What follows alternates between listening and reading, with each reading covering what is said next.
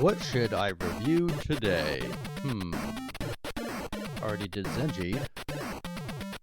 Yeah. Galactic Gladiators, that needs an apple.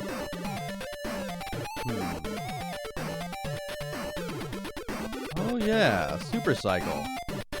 Huh. Let's pop that in.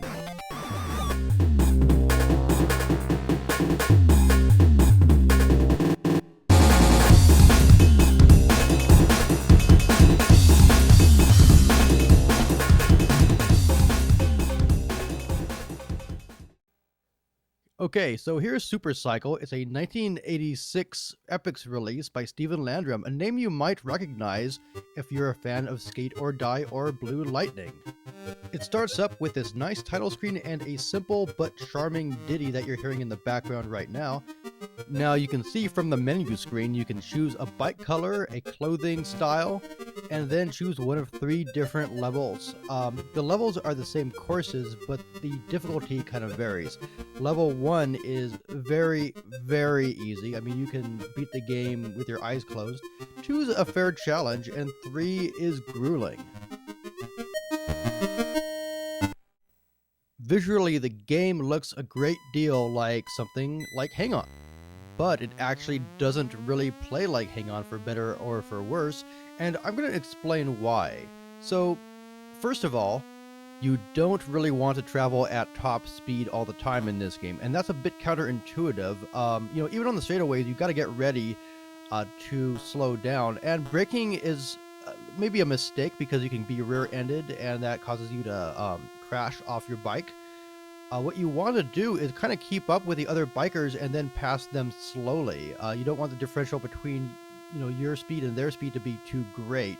And so that's one thing that really got me at first, is I was just flooring it over these tracks, and I just fly off the edge of the road very easily because you lose control. The control gets exponentially more slippery in this game as you go faster. And so it has kind of that pit stop, feel where your turning speed kind of accelerates itself. I don't want to say inertia, but that's kind of what it feels like.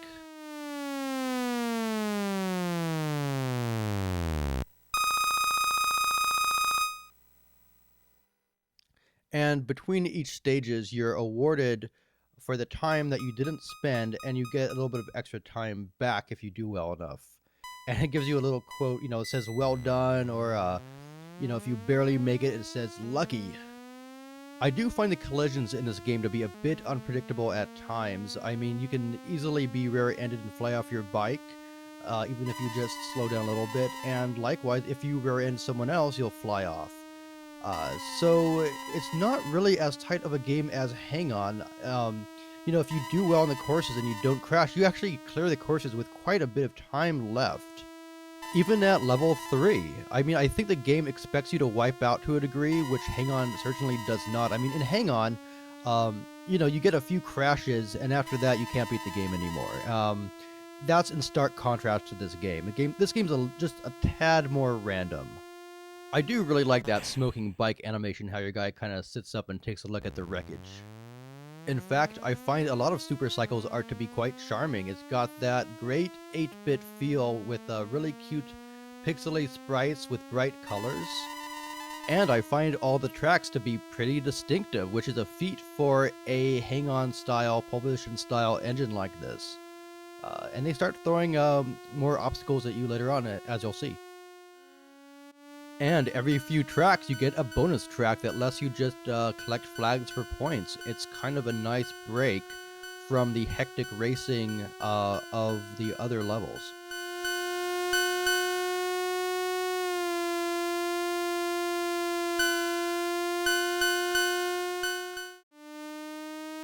And here's where the game starts throwing potholes and cones at you.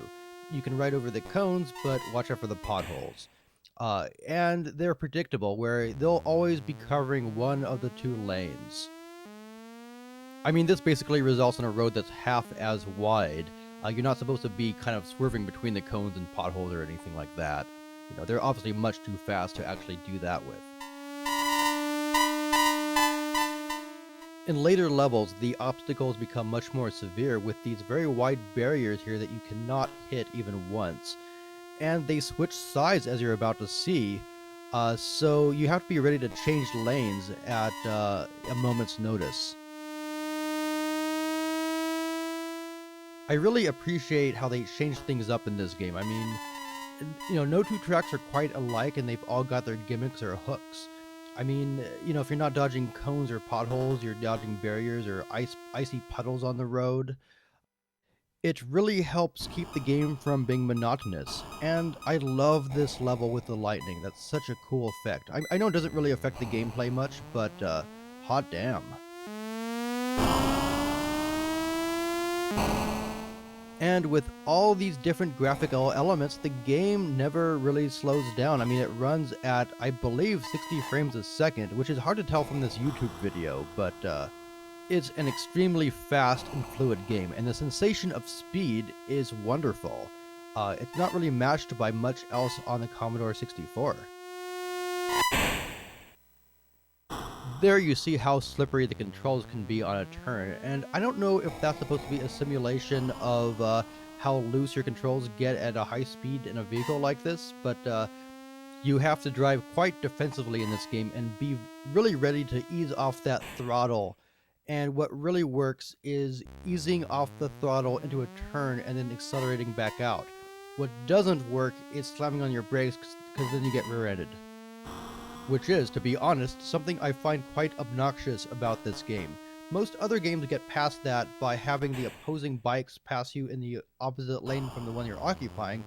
So let's say you're in the left lane, they'll be passing you on the right, or vice versa. This game can feel a little bit random because of that dynamic.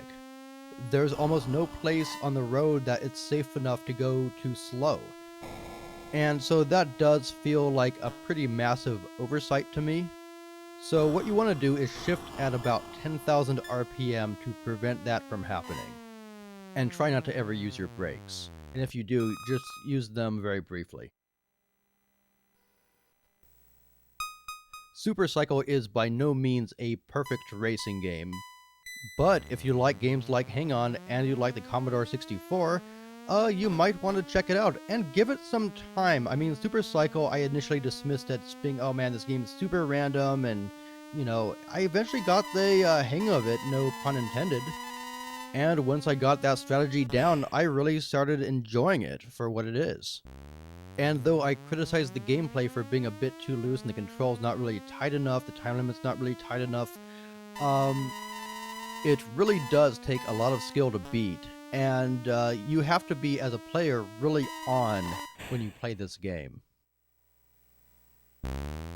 Now, if you're just looking for a good, solid Commodore 64 racing game, there's a few I would recommend ahead of Super Cycle. For arcade-style stuff, I'd really recommend Speed Buggy, also known as Buggy Boy. That's excellent. The Great American Cross Country Road Race, which I also reviewed earlier, is an excellent game with tighter controls that has a lot of replay value. And there's Pitstop 2, which is another Epix racing game, which I believe uses a similar graphics engine and is a two-player head-to-head game. And that's not to say that I don't recommend Super Cycle. It is a good game that you have to approach on its own terms. And just watching this footage, I want to go and fire it up and give it another go and see if I can beat level 3. Alright, that pretty much wraps it up. Thanks for watching.